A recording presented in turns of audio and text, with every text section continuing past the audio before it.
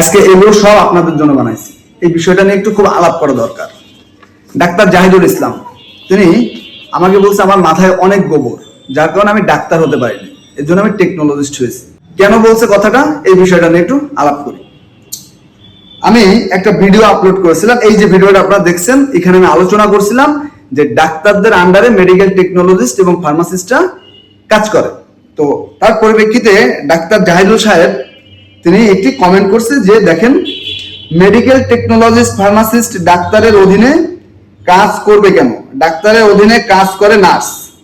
Nurse ডাক্তারের order লেখা থেকে ঔষধ দেয়, ঔষধ আনানো হয় কিংবা টেস্ট করানোর জন্য পাঠানো হয় রোগীকে ওয়ার্ড বয় দিয়ে। টেকনোলজিস্ট কিংবা ফার্মাসিস্টদের সাথে ডাক্তারদের কোনো যোগাযোগ নেই। এরকম গোবর মাথা আছে বলেই আপনি টেকনোলজিস্ট, ডাক্তার হতে পারেননি। মানুষের ভুল বোঝাবেন না, মানুষের ভুল বোঝাবেন না। মানে ডাক্তার জাহিদুল ইসলাম একটু দেখে নেন। আমি বিনয়ের সহিত ডাক্তার জাহিদুল ইসলামকে বলছি, ভাই আমাদের মাথায় গোবর আছে বা আপনাদের থেকে আমরা অল্প ব্রেন আছে, মেধা কম দেখি তো ভাই আমরা টেকনোলজিস্ট, ফার্মাসিস্ট, অমুক তমুক, হ্যাঁ সোজা কথা ডাক্তার হইতে পারিনি, তাই না? মানে ডাক্তার হইতে যেই পারে নাই, আপনার মতো কিছু লোক আছে ডাক্তার হইতে যেই পারে নাই তার মাথায় আসলেই কিছু নাই, মেধা নাই।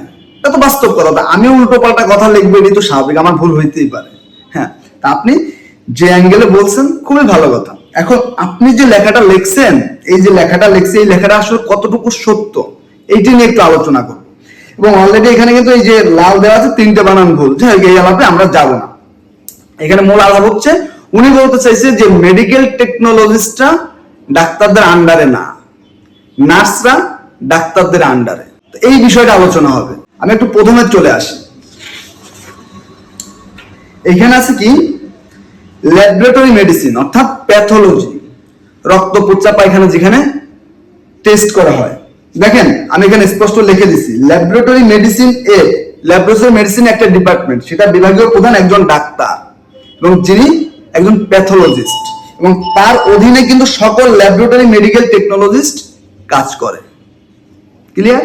আচ্ছা, তারপরে একটু আমরা আসি রেডিওলজি অ্যান্ড ইমেজিং ডিপার্টমেন্ট। এটার একটা ডিপার্টমেন্ট।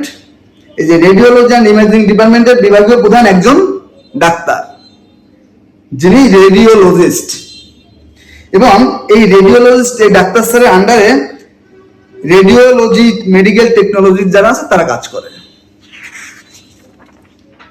তারপর একটু আসি ফিজিক্যাল মেডিসিন বিভাগ, যেখানে ফিজিওথেরাপিস্টরা কাজ করে। দেখেন, ফিজিক্যাল মেডিসিন এর বিভাগীয় প্রধান একজন ডাক্তার, যিনি ফিজিক্যাল মেডিসিন স্পেশালিস্ট। ফিজিক্যাল মেডিসিনের উপরে যে ডক্টররা আছে তারাই কিন্তু ফিজিক্যাল মেডিসিন ডিপার্টমেন্টের বিভাগীয় প্রধান। এবং এই যে ফিজিক্যাল মেডিসিন ডিপার্টমেন্টের যিনি প্রধান, তার অধীনেই কিন্তু ফিজিওথেরাপি মেডিকেল টেকনোলজিস্টগণ কিন্তু কাজ করে বা রোগীদের সেবা দিয়ে থাকে। তারপর আসেন ডেন্টাল ডিপার্টমেন্ট। ডেন্টাল ডিপার্টমেন্টের বিভাগীয় প্রধান একজন ডক্টর, যিনি ডেন্টাল সার্জন, এবং তার অধীনে কিন্তু সকল ডেন্টাল মেডিকেল টেকনোলজিস্টরা কাজ করে।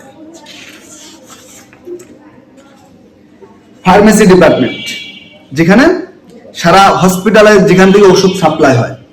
ফার্মেসি ডিপার্টমেন্টের বিভাগীয় প্রধান, মানে বিভাগীয় প্রধান কিন্তু টোটাল ফার্মেসি সেক্টরের যে প্রধান, উনি কিন্তু একজন ডক্টর থাকে, ওনাকে স্টোর কিপার বলা হয় কিন্তু। তো তার অধীনে কিন্তু ফার্মাসিস্টরা কিন্তু কাজ করে। আর এখানে ডাক্তার জাহিদুল সাহেব বলতেছে, জাহিদুল সাহেব আপনি একটু ক্লিয়ারলি যদি আপনার সামনে যে একটু আবার একটু শুনেন, আপনি বলতেছেন যে ডাক্তারদের আন্ডারে টেকনোলজিটা কাজ করে না। পুরোটাই আপনি ভুল বলছেন, ঠিক আছে? প্রত্যেকটা ডিপার্টমেন্টে ডাক্তারদের আন্ডারে করে। আপনার হয়তোবা মানে আপনি ইন্টার্ন ডক্টর, নাকি আপনি ইন্টার্ন ডক্টর তো হবেন, নইলে আপনি ডক্টর কেন লিখবেন? ঠিক আছে, আপনি এটা একটু জানবেন, ঠিক আছে? হ্যাঁ, আর উনি লিখছে যে রোগীদের জন্য যে ডক্টররা যে ঔষধ লেখে, ওইটা নার্সরা রোগীদের খাওয়ায় দেয়, এর জন্য নার্সরা ডাক্তারদের আন্ডারে। পুরোটাই আপনার ভুল কনসেপ্ট ব্রাদার। নার্সরা কখনো বললে ভুল হবে, নার্সরা এখন ডাক্তারদের আন্ডারে কাজ করে না। নার্সের লেভেলটা একটু দেখেন। নার্সিং ডিপার্টমেন্ট, এটা পরিচালিত হয় হচ্ছে নার্সিং অধিদপ্তর থেকে, একদম স্পেশালিস্ট অনলি ফর নার্সদের জন্য নার্সিং অধিদপ্তর, জেনে রাখেন ডাক্তার জাহিদুল। এবং যে কোনো একটা হসপিটালের যত নার্স থাকে তাদের সকলের অভিভাবক বা সকলের হেড কিন্তু ওই হাসপাতালের সেবা তত্ত্বাবধায়ক। এবং তারপরে কিন্তু আলাদা আলাদা কিছু ডিপার্টমেন্ট মিলে কিন্তু একজন করে নার্সিং সুপারভাইজার থাকে। তারপরে হচ্ছে প্রতিটা ইউনিটের জন্য একজন করে নার্সিং ইনচার্জ থাকে, তারপরে একজন সাধারণ নার্স। কোনো ডাক্তারের আন্ডারে কিন্তু কোনো নার্স কাজ করে না। তো বিষয়টা হচ্ছে জাহিদুল ভাই, হয়তো আপনি ক্লিয়ার করতে পারছেন, আপনি এটা আরো একটু জানবেন। আপনি একজন ডক্টর হয়ে মানে এইসব ন্যারো মেন্টালিটির কমেন্ট করলে কি হয় জানেন? মানে প্রফেশনের বদনাম হয়, বিভিন্ন কথা শুনতে হয়, এগুলো নিয়ে আসলে কথা বলা লাগে না, ঠিক আছে? তো দেখেন, আপনি যেভাবে কথা বলছেন মনে হয়েছে যে ওই যে কি একটা কথাতে আমি প্রায় মাঝে মাঝে বলি যে কিছু কিছু আপনার মতো স্পেসিফিক কিছু কিছু ডক্টর আছে যারা তাদের নিচের যারা আছে তাদেরকে আসলে মানুষ মনে করে না, গরু ছাগল মনে করে।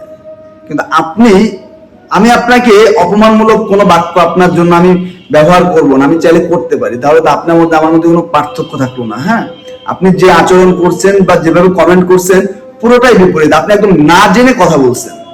তো আমার উচিত আপনাকে বিষয়টা জানানো। হ্যাঁ, আমি যদি ভুলও করতাম তাহলে আমি ভুল করতে পারি, মানুষ চলাপথ করেন, আমি ভুল করতেও পারতাম, আপনি আমাকে বুঝিয়ে বলতে পারতেন। হ্যাঁ, যেমনটা আমি আপনাকে বুঝিয়ে বলতেছি। তো এইভাবে না জেনে না বুঝে হুট করে একজনকে অপমান করার জন্য উঠে পড়ে লাগবেন না। হ্যাঁ, আর যদি কেউ ভুল করেও থাকে তাকে ভুল ধরিয়ে দেওয়ার অনেক ধরনের ভাষা আছে, সে ভাষাটা একটু ব্যবহার করবেন। হ্যাঁ, আমার মাথায় গোবর, এর জন্য আমি মেডিকেল টেকনোলজিস্ট। হ্যাঁ, আপনি অনেক মেধাবী, এর জন্য আপনি ডক্টর, যার কারণ হয়তোবা মানে মানে হয় কি, ওই যে আপনি মেডিকেল সায়েন্সে পড়ছেন না যে হাইপার ভিটামিন, হ্যাঁ, অনেক বেশি হইলেও কিন্তু সমস্যা, অনেক কম হইলেও সমস্যা। তা আপনার হয়েছে কি, আপনার ব্রেনে মেধাটা অনেক বেশি হয়ে গেছে। হ্যাঁ, যার কারণে এসব আবল তাবল মাঝে মাঝে বলেন। যাই, ভালো থাকবেন জাহিদুল ভাই।